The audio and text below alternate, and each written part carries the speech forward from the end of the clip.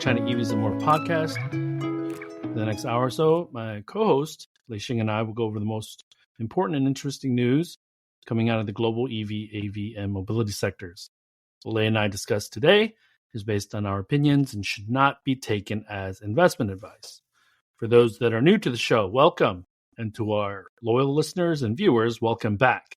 We ask that you smash those subscribe and like buttons so you don't miss anything from us in the future. Lei and I are two of the most knowledgeable people in the world doing this, so help us get the word out about this show to others. My name is Tu Li. I am the managing director at Sino Auto Insights, a global management consultancy that helps organizations bring innovative and tech-focused products and services to the transportation and mobility sectors. I write a free weekly newsletter that we pull many of our discussion topics from. You can sign up for it at sinoautoinsights.substack.com, which of course I encourage you all to do. A volleyball dad, Lei, can you please introduce yourself? Good morning, live from Orlando, Florida, where my daughter is playing a volleyball tournament this week. And this is your co-host, Lei Xing, former chief editor of China Auto Review. And this is episode number 213. Yeah, lots of sunshine. I'm looking at palm trees outside, lots of volleyball. And it's been relatively a slower week than usual, I think. But everything is setting up for the big events coming later this month. And I'm talking about number one, Tesla Robotaxi on Sunday. And then the next week, I believe it's June 26th, is the Xiaomi official Xiaomi YU7 launch, I guess. They pulled it up. Yeah. And I just tweeted there's been some updates on the Tesla Robotaxi event. The caveat is based on the pictures that have been shared on social media is, first of all, there will be a safety monitor sitting on the right passenger seat. And it'll be geofenced. It's from 6 to midnight. So all of the qualifiers putting this as the so-called Robotaxi initial early rider access, I guess, happening this Sunday. What are you looking forward to, in terms of how they do this? What are you looking to? I'm expecting and I'm hoping for no accidents. Tesla and the Tesla stands are making this out to be some really enormous technological feat, but we know that it's currently being done in a lot of parts of the world. California, Waymo talked about launching in New York City, and I would say that New York City is probably the closest thing to Asia streets or major cities, and so that's going to be pretty significant. Zoox is also looking at building tens of thousands of their robotaxis now. So, and Wave is also making waves. The biggest challenge for Tesla, Lei, is Uber, who has millions of downloads and subscribers on its platform, has partnered with WeRide, with Wave, with Waymo. So all those services now have all those Uber customers potentially whenever they go to the cities that those services are rolled out in. And Tesla, they have their drivers, their Tesla owners, but outside of that, they need to build up that install base in order to build, credibility, in order to build a competing service. And I guess I would ask you, do you think that Uber is their competitor, or do you think Waymo is their competitor, Nuro is their competitor? Because at the end of the day, if there's one app where you can use multiple services versus one app where you can use one service, what's better? Well, we're definitely benchmarking against the Waymos, the Ponies, the Baidus, the WeRides for Tesla's Robotaxi. The only thing is they're moving from L2 to L4, whereas the other ones are the pure L4s. That's kind of how we compare. So the significance is really the ultimate goal for Tesla is really doing this. I say, Toro, the car rental, right? It's kind of like the Airbnb of car rental. But I think Tesla wants to move a step higher and become kind of the Airbnb of the autonomous vehicle. That means if I own a Tesla, I can put it into this uh, service. I Sure. think that's the ultimate aim, right? So that's the big question mark. And in order to get there, we do see that Tesla going the same route as what the L4 pure plays have done, because in China they go through these permit process where you have the safety drivers first in the driver's seat, and then second in the passenger seat, and then third completely they're gone, right? It's purely driverless, which in Baidu's case it is. They're pure driverless operation in China right now. And in order to get to that point, there's still a long way to go. I think that's kind of the framework. One And or a couple other things that I'll bring up, Lei, is you had mentioned earlier that these robotaxi companies went straight to level 4. So how clunky is it going to be to go from level 2 to level 4? And then, another thing is the older Teslas don't have the tops, the stack that's necessary likely to run a level 4 system. So without new products, Model 2, a really, really refreshed Model 3, Model Y, and with the current backlash in California and other parts of the United States with the Tesla brand, now we run into different issues. So the system could be great, but if they can't sell more vehicles with the newer hardware and software capabilities, then that could be a gating item yeah, for so, this future Airbnb of robotaxis, as you'd mentioned. and it's the same things we've been saying over and over again, right? And if we do benchmark Tesla with the L4 pure plays, then the next questions we ask are, when are they going to get rid of the safety monitor? When are they going to expand the geofence in Austin? When are they going to expand into other cities? When are they going to expand into other parts of the world? And right, and if that process is longer or shorter compared to what Elon Musk has talked about on the earnings calls, previous earnings calls, right? We benchmark that process uh, against this kind of the proliferation of that service, and really become a viable commercial service like Waymo, like Baidu, like Pony. That probably is going to be a longer time frame going forward. But I think the ball is kind of rolling now, right? Um, Well, it's in still not China, right? it's still not Sunday So yet. right, the beer is still held. But I think the other interesting question is, do we have another competitor in China trying to do the same as what Tesla is doing now, going from L2 to L4 and putting the fleets into the Robotaxi network?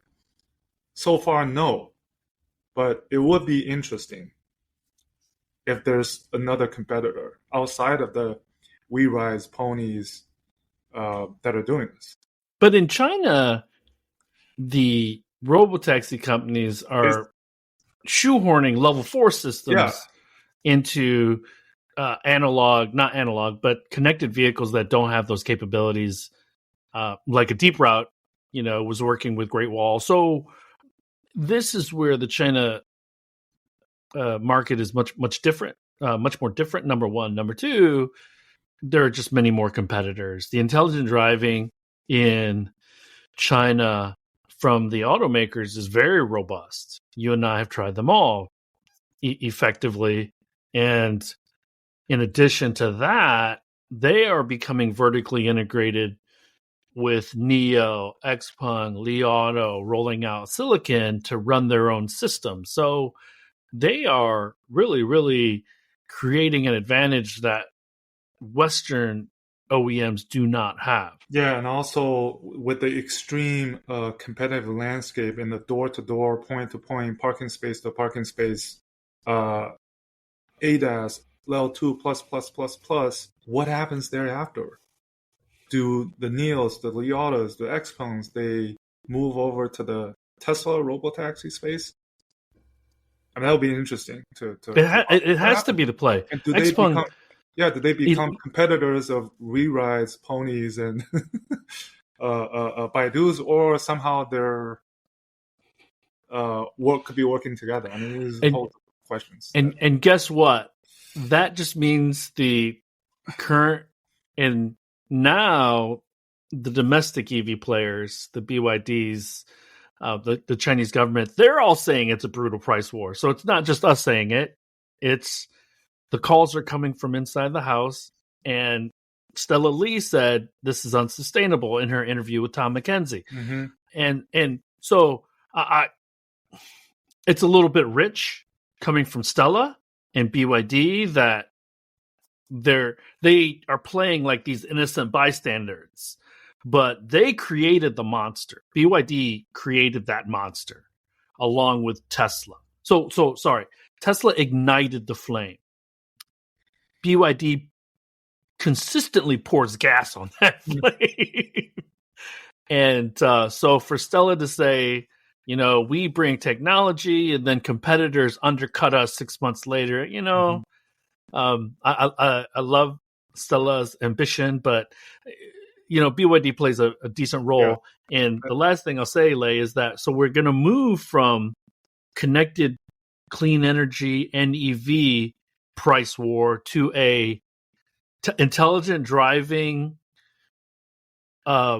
self-owned robotaxi service potentially price war in China within 5 years. Mm-hmm. Mm-hmm. That's a good point. And also, the other side of this going over to China is what Tesla's FSD in China. I think there's recently been a new development that they could be somehow progressing ahead with offering these type of, you know, the L2 plus smart driving, assist driving features. It's a blank for them currently in the Chinese market. They don't have the same capabilities. So what do they do there? What does China does not allow to compete? That's the one thing that is helpful for the players in China, and I'm talking domestic and foreign, is that the policies are fairly consistent. And they don't yo-yo like in the United States, where the Biden administration was very, very restrictive. Right or wrong, we're not here to talk about right or wrong. We're here about we're calling balls and strikes. We're the referees. You know, from a Chinese connected software and then Chinese connected hardware, and then the Trump administration comes in and seems much more open to this grand deal, whereas the technology might be secondary to an economic deal. And we don't know, assuming that Trump doesn't try to force his way into a third term, we don't know what the next president's policies towards Chinese technology is going to be. And that's kind of the wild card that creates the uncertainty for legacy automakers to make certain commitments. Yeah, and I think that the fanfare here is huge, because anytime Tesla puts on a kind of a agenda or announcement or event, there's a lot of fanfare, there's a lot of expectations. And now I think in recent few events, what has happened is there's a bit of underwhelming that came out of it. So it'll be interesting to see, how this on Sunday, what the pundits or what the stands are going to say, based on the ones that are going to experience this. Stay with us. We'll be right back. Should I be excited or afraid of AI? The answer is yes. It's both. Things are going to look so different in the next couple years. You will not be ready for the disruptions that are going to come. I'm Jeff Nielsen, host of Digital Disruption, the go-to podcast for technology leaders. Our generation's conflict, I think, is going to be emotional, not economic. The companies that are going to win are the ones that have a couple of characteristics. Stay ahead of the curve with Digital Disruption. Available now on your favorite podcast platform. Well, I'll tell you that I've been told that the early users will be friendly to Tesla, first of all, and then second of all, it doesn't matter. The Robotaxis could stop right in the middle of a demo. The Tesla stands will be Tesla stands, and that's not going to change. But if we want to be objective, then we'll have to wait probably 6 to 9 months when a broader customer base is allowed to download the app and use the service. When you and I can experience it, right? Then we kind of judge. And there's probably going to be, when and if we're able to download that app, the fine print is likely going to say you cannot post videos, blah, blah, blah. There's probably going to be a super restrictive agreement if you want to use the service. That's what I'm anticipating. Yeah, so for this early rider access, they are allowed to post photos and videos. So I'm sure we'll see tons of those by Sunday. But the safety driver being there, the monitor being there, and not being there, I think makes a difference. And then I think I've said it before, is when it's boring, it's probably doing the best job. And yeah, but I should look, because I haven't been that curious, to be quite frank, because does launching in Austin in a limited geofenced area justify this $1 trillion or close to $1 trillion valuation? At least not yet. Right. And there needs to be some acknowledgement that Tesla is overvalued, because, again, this is not a big deal in the US, let alone China. So if they're not going to be the only and clearly best player in this space, why are they 100x more than a WeRide, a Pony, a Waymo? It doesn't make, Waymo I think is probably $20-30 billion valuation, or maybe they're $100 billion, but again, we're talking almost 10x from a Tesla, right? So yeah. and again, the analysts don't assign any value to the manufacturing and vehicle sales part of Tesla. It's only the autonomous stuff. So how do you square that circle? Right. Yeah. So we have, again, a lot of questions going into this.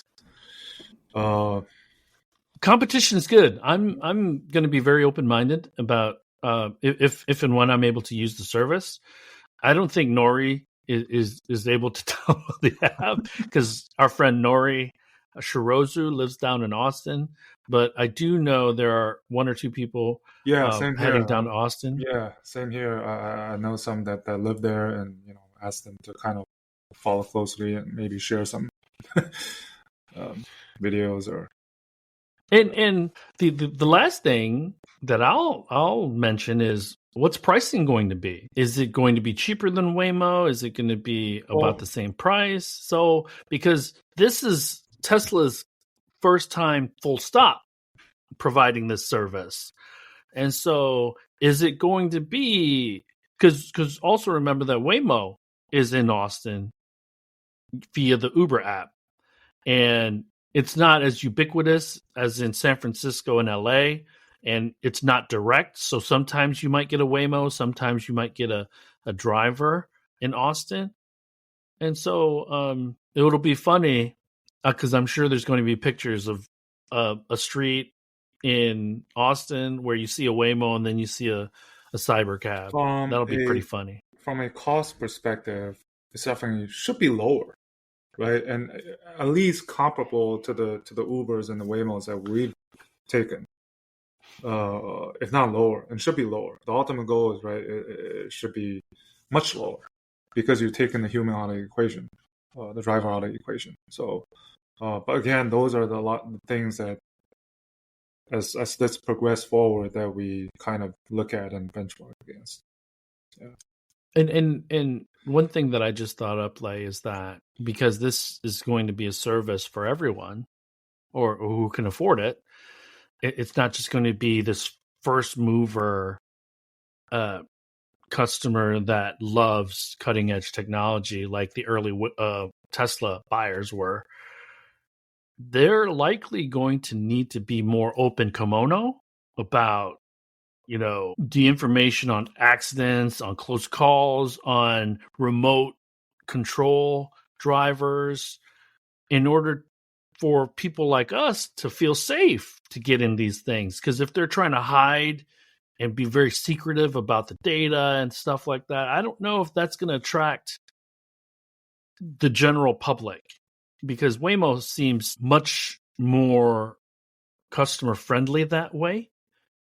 And you and I have experienced the app and calling the car. Yeah, that process was awesome. Yeah, it was seamless. Yeah.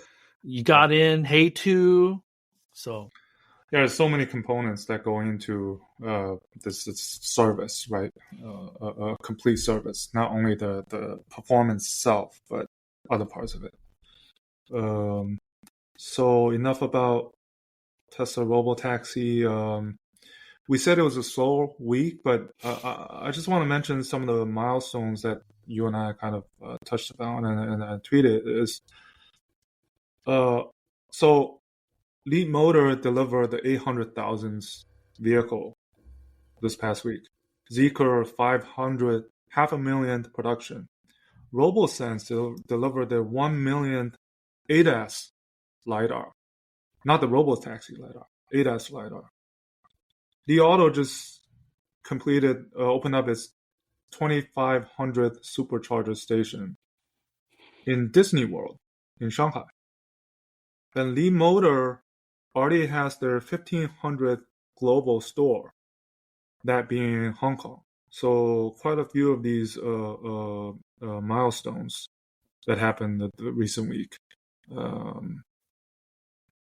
Interesting that Leapmotor is going to get to 1 million. The second smart EV startup that'll get to 1 million units cumulative after Li Auto. And speaking of Li Auto, they just shared some new pictures of the i6 that are launching in September. That kind of looked like the closest I would say was kind of like a Toyota Stream. Is that the MPV name? Or the Sienna? I don't know. Sienna. Or the Venza, the earlier version of the Toyota Venza. Right. It's kind of weird. Not a traditional SUV, not an MPV shape. But coming before that is the i8, obviously, next month, right? So we said kind of the calm before the storm, the Robotaxi, and then the YU7. Interesting milestones. So the Li Auto BEVs that are going to be launching very soon, the i6 and i8. i8 and i6, yeah. I think they almost look like a Mega and a G7 had a baby. Mega and the L series. Yeah. And so this reminds me, Lei, because you're talking about all these milestones. I'm reminded of the shared bicycles, the OFOs and the Mobikes, And what's that blue, the baby blue one? I forget what it's called. Oh, it's Hello bike. Hello, yeah. So remember in Beijing, in Shanghai, when they all started, there's dozens of them. You'd go to a tier 2 city and there's a brand that you'd never seen before. Then you go to another city, there's a brand you'd never seen before. This kind of reminds me of that. And what happened with the e-bikes, and this is the I'm trying to square this circle, because you and I have heard about consolidation since day one. We've talked about that before. But in the shared bicycle space, that did happen. That did happen, yes. So now there's a Mobike and an OFO. You use the Meituan app or the Didi app, and you're good. And they're pretty ubiquitous. So you talk about all these milestones, but I still feel that in 10 years, 3/4 of these companies, 80% of these companies, 90% of these companies that you and I have spoken about at least once, twice, 3 times, most of them aren't going to be in these foreign markets. They're barely going to have a presence in China. And so I do believe what that professor said. I forget his name, but there was a conference a few months ago, and he was like, the number is 2 million units, a minimum 2 million units, right. I think you're out of the market. You even said, right, 2 to 3 million units, 7 players doing that, right? We're still far away from that. But and speaking of Xiaomi, they just got land for potentially their 3rd plant. And think about their long-term ambition of trying to be the top 5 global automaker, which means they need all the capacity that they need. And it's only the 3 plant together probably is only 450,000 capacity initial. That's not nearly as enough. So they're kind of under capacity when we talk about this overcapacity problem. And with those companies, so there was I don't know if you saw that, there's this Bloomberg article that said Gasgoo, Gasgoo, that Yeah, research. Sure. Mm-hmm. They said that 2024 utilization for China was 49%. So, and remember that brand Haima, the GBA startup Haima? They had a factory in South China that was at a utilization rate of 2% or 1.5%. Yeah. So that should be concerning extremely to the Chinese government. And you hear about these greenfields, like the Xiaomi factory you mentioned. Why aren't they just converting ICE capacity to EV capacity? We know why, because the local governments will incentivize to build new factories. Sure. And so it doesn't make sense to invest in a brownfield site. But the one thing that's really important is that outside of BYD, no one has really announced commitments to manufacture outside of China. There are a number of companies that are shipping kits. And we know current trends say that the door to export is that opening is getting smaller and smaller and smaller.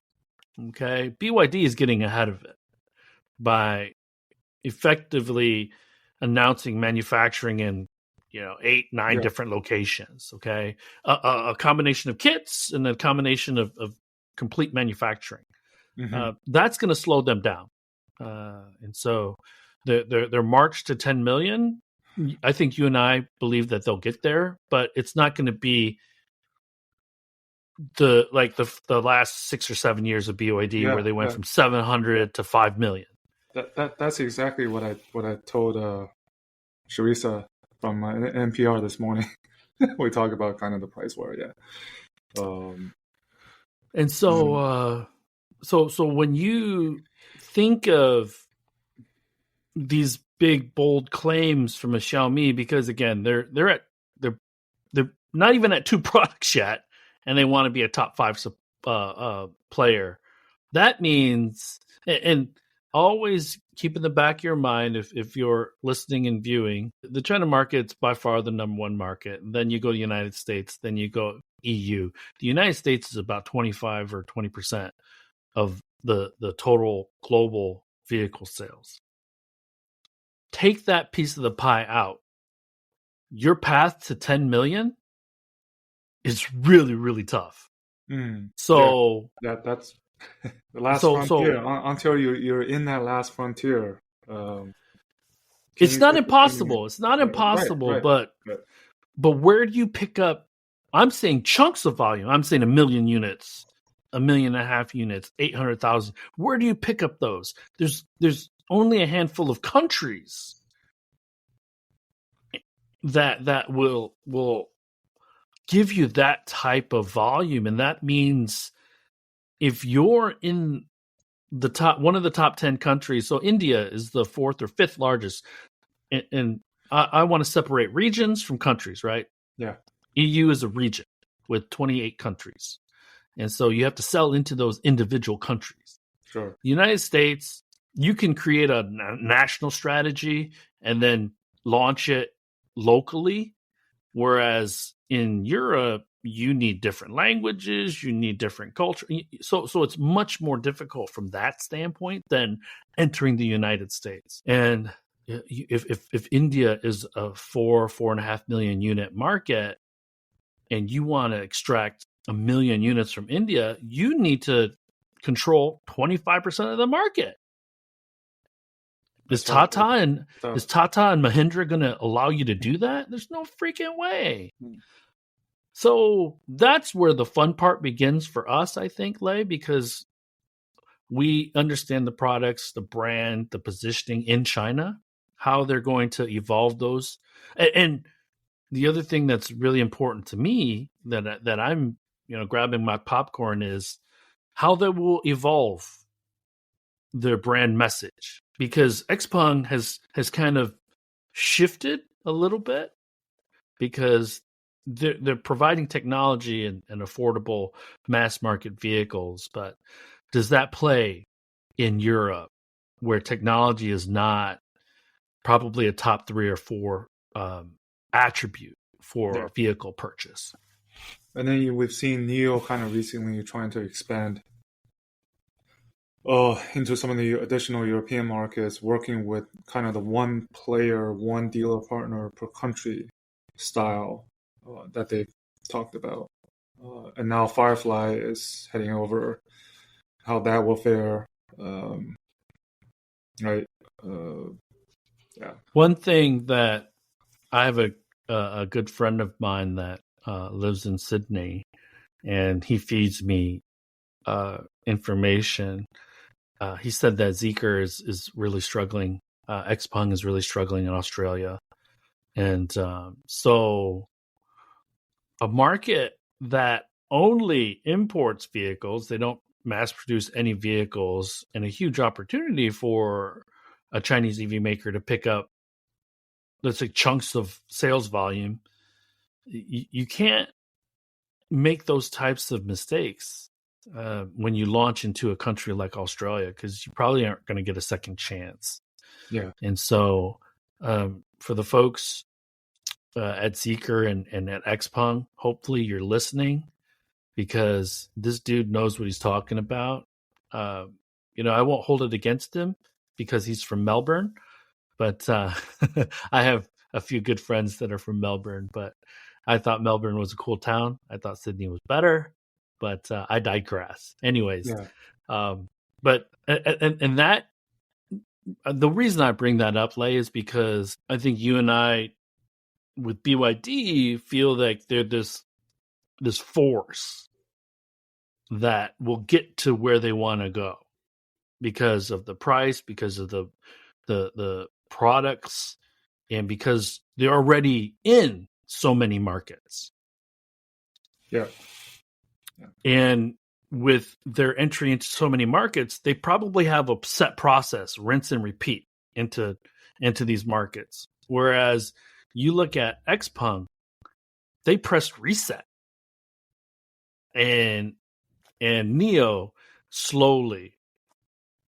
And so getting to the multiple millions for an Xpeng or a Neo, we have to question whether they can do that. Yep, exactly. Other than that, I think, the other one that we kind of touched upon a little bit is last Sunday, this major news dropped that Luca De Meo moved over to Kering, the luxury group that has Balenciaga, YSL, Gucci. right. That's the crown jewel. Move, but I think I just feel like he's kind of like, my job is done at Renault Group, and I'm looking for a new challenge. And somebody else, please take my baton, and we go from there. And he turned Renault around during the pandemic. So there's two reasons Renault was struggling. The Carlos Ghosn right debacle, and you can also point to the tragedy with Sergio Marchionne dying and almost holding FCA hostage for a few years as they were finalizing the Stellantis deal. So Renault and Stellantis, I feel, had similar challenges because their CEOs were not focused. And, then Renault got into the whole COVID thing. And Luca, he's only been in the position for 5 years. So kudos to him. Yeah, I think he's a smart guy. And the China factor is a few things he did in his tenure. One is, I don't know if people know this, Renault set up a R&D entity in China, even though Renault is not that producing. They're not producing. They're producing some vehicles, but they're out of China. But they have an R&D entity in China. Well, wasn't that due to our friend Wei Minsou? No, I think it's different from earlier. Yeah, it's earlier. And then second, what they did with that horse powertrain joint venture, kind of working with Geely, and then also I think Geely has taken over their South America entity. I remember that there was a agreement signed last year, right? So these are the moves that he made. That even though they're not an active player, no longer active player in China, but China is still, to him, I think, is an important piece of the puzzle. And that's kind of his legacy that he's left behind. And I think the auto industry actually lost quite a smart star CEO. I mean, right? He brought Sissel too. Yeah, He's we such were at the smooth guy, huh? Paris Auto Show, right? The new Macan 5, right? These next generation of products, they're online. They're ramping. So that's his kind of the. And Renault is effectively the national brand of France. Yeah, that's how I look at it. And I'd written about this a little bit in the newsletter, and I'm gonna counterpoint to your point. I did say that, hey, maybe Luca is kind of done, and he feels like he's accomplished what he wanted to with Renault. The other part of me, the other side of that coin, Lay, is maybe he sees the Chinese players entering Europe as kind of the best that they're going to get at this point, and he didn't see anything but more competition and more challenges, especially because he knows what the product portfolio is for the next 5 years for Renault and Alpine and Dacia. So I almost feel that there's a combination of that. Hey, I've done a good job. I'm ready to take on a new challenge, but also I see what the challenges ahead are for Europe, and not having any strong sales presence in China is also a huge constraint for him. Or and he's going into an industry which is not having an easier time because of China. Or Kering is, right? I think their share price was down 60 or 70%. So I mean, if he can turn that around, then he's some kind of CEO, right? That's Yeah. And kudos to Pritam, who is the son of the founder of Caring, for looking outside of the luxury goods space. There was a Reuters article. Nick Carey had written it. Friend of the show, Nick Carey, who pointed out one Renault guy and one Stellantis guy, two Frenchmen, who as the likely candidates. But I'm going to throw out a dark horse, man. I'm going to throw out Wei Ming So as a dark horse. Yeah, he's been under the radar. He's been low key, but yeah. And I haven't heard anything about Bianca, so I don't know. I don't hold any hope for that. But yeah, me neither. But so for those that don't know, Wei Ming So was the highest ranking and board member of Volkswagen Group. And he got passed over for the head of Volkswagen Group China and ended up leaving because Luca De Meo is also a Volkswagen Group alum. And I think Luca poached him to become the Renault China head. Yeah. And so he's still currently the Renault China head. And 3 or 4 years ago, he had launched a Renault and GAC backed startup called Bianca. We haven't heard anything about it. We actually did some work for Bianca back in the day. To produce in Hong Kong. The last I remember set up a facility, which is weird, but it's almost like building in Arizona. Yeah. So, do I have anything? Let me take a quick look. I know it's been relatively slower week, and so some administrative. I posted part 2 of the roundtable SPX. Thank you for watching both of them. He seemed to enjoy the episodes, so we'll try to do more of those roundtables. And the priority for me doing those roundtables was really trying to expose. I think we have a pretty good mix of Western and European and Eastern listeners and followers and watchers. And Jill is very diligent. Ethan is also grinding it out. And Ed, obviously, for the FT being in Shanghai, I wanted to highlight people on the ground, and we wanted to highlight. And so that's why we invited them. Not just because they're super knowledgeable or because they're on the ground, but they're also super knowledgeable. I have a ton of respect for all 3 of them. Yeah. So it's just not only in terms of the people on the ground, but the breadth of their perspectives are different, are diversified, are diverse. That's why we had them, right? Yes. Yeah. So, a Chinese woman, thought-provoking, even questions, right? Yeah, and a Chinese woman working for a tech media outlet, an American man who's driven China almost every car, and then a Kiwi who's covered multiple industries and is now in Shanghai. British outlet. Yeah. That's it. So, that's all I have too. Let me check our messages here. Bear with me. So no messages on LinkedIn, which is cool. Hi to anyone that has said hi. I think some pop-ups I saw. Yeah. So Jeffrey's on, as always. And this is what he says about LiDAR. Diane is back on. So it's like consistently Diane, Jeffrey, and SPX like to post things, which is awesome. Thank you. Thank you. Here's Jeffrey again. To do or not to do is the same. Okay.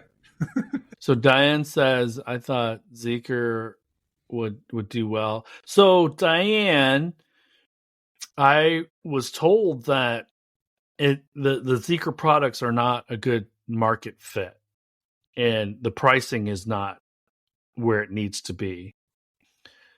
Diane also says Renault is working with South Korea also, so Renault killing it, I guess. She also says the roundtables have been good. So first of all, thank you. I know that was almost 2 hours of your time, SPX and Diane. So great that you could watch Appreciate that the stuff. support. Appreciate the support. We'll try to get more of that stuff out. But that's all I have, man. So we're letting class out early. We're giving you back 10 minutes, everyone. Yeah, next week we'll have more to talk about because 27, the Robotaxi would have launched. YU7 would have debuted, hopefully. So there are pictures in the production or manufacturing yard of YU7s already built. Yeah, that's always been the plan. When it's launched, the deliveries start soon after, rather than a prolonged time in between. That's always which is key. Yeah. So we can start counting the sales starting from July, basically. 6 months. Well, yeah, 6 months. And I think it's prudent because they want, now that they double their product, things will get more complicated. And they're going to need to manage manufacturing the SU7 and the U7 together and balance out lead times for each of those orders. So anyways, everyone, one number I go ahead estimate for the U7, can they do 100,000 U7s in the 6 months remaining of this year? If they do that, that's incredible. That is incredible. Well, that would mean that they're selling about 15,000 units a month, right? For the next 6 months. That's unheard of. And so that means that they would need to be working extremely closely with their suppliers. Yeah. And this, with the dark cloud of suppliers not getting paid for 120 days.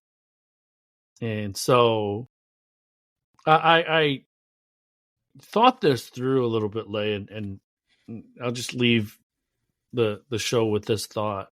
It only takes, and it could be a supplier that doesn't have an important part.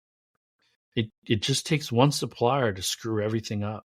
Because last year Xiaomi did over 130,000 units in 9 months. So it's not out of the question. It's not out of the question. They can do 100,000 U7s in 7 months, in the 6 months. But remember, they probably need to build as many SU7s as they do U7. So if you're saying 100,000 units in 6 months, well, let me ask you this. Let me put it this way. How many total units? Well, SU7 plus U7. Well, they said the target is 350,000. That's still in place. So roughly, right? By the end of 2025. Yeah, 100,000 U7s and 250,000 SU7s. That's kind of my look at it. So the utilization rate at that factory is going to be over 90% easily. Yeah, because it will be produced at the second factory. So when they say things like that, that means that their tooling was ordered weeks ago or months ago. That means that their purchase orders and their manufacturing planning schedule was already shipped out to the suppliers, and the sourcing people are talking to the suppliers on a weekly basis. How are we looking? How are we looking? How are we looking? Do you have any challenges? Do you have any issues?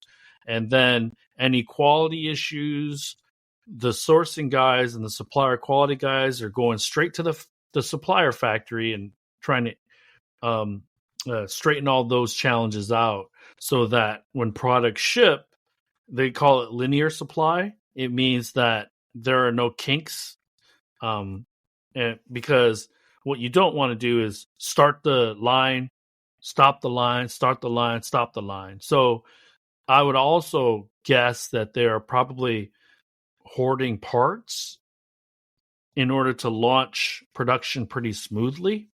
So they probably have a lot of parts sitting in Beijing, waiting to get installed into the U7s that are about to get added to the line. So anyways, now we're getting too wonky. Everyone, good morning, good afternoon, good evening. Lei, good luck to your daughter, and thank them for Thank you. spending time in the other room. They're having breakfast. And so And then we will. I will talk to you next week from Phoenix. Even hotter. Hopefully, having tried out a Waymo. I will definitely try the airport Waymo. I would definitely try to, Is that a Waymo app or is that an Uber app? Waymo? Okay. So because man. Phoenix airport is not that far from the city center. Okay. So so Waymo goes to the airport yes, in Phoenix. yes. So Okay. that'd be interesting. If I can, yeah. All right. Hey, have a good weekend, Lei. All right, you too, man. We'll see everyone. Bye-bye. That brings us to the end of this week's show. Lei and I thank you for tuning in. My name is Tu Lee, and you can find me on Twitter at Sino Auto Insight. That's SinoAutoInsight. You can find Lei on Twitter at LeiXing77. That's LEIXING77. If you wouldn't mind rating and or reviewing us on Apple Podcasts, Spotify, or wherever you grab your podcast from, we'd appreciate that as well. Even better, if you enjoy this show, please tell your friends about it. Please join us again next week as we track down all the latest news on China, EVs, and more.